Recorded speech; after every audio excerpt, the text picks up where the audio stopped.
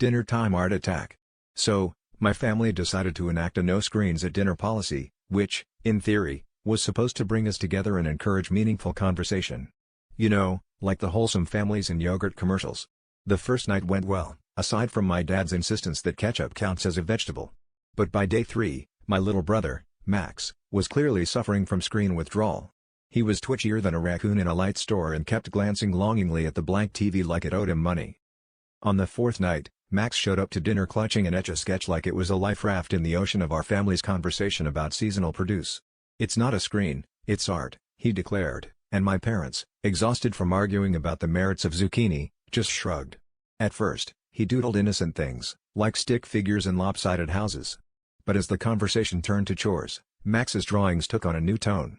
Suddenly, there was a very detailed stick figure pushing a vacuum, with "Not Me" etched in block letters above its head. Things escalated quickly from there. Every time my mom mentioned his homework, Max would furiously twist the Etch-a-Sketch knobs, then flip it around to display things like "Homework is a social construct" or "Free Max 2024. When my dad asked him to pass the salt, Max responded by drawing a tombstone labeled "RIP, Freedom." Instead of arguing, we just started passing around the Etch-a-Sketch to see what passive-aggressive masterpiece he'd create next. It became a game, with Max upping the ante each night. One time he drew a perfectly rendered "Do Not Disturb" hotel door hanger every time someone tried to ask him a question. By the end of the week, my parents were so frazzled that they actually begged Max to bring his phone back to the table. He just grinned, shook the Etch-a-Sketch, and drew his final message: "Screen-free dinners?"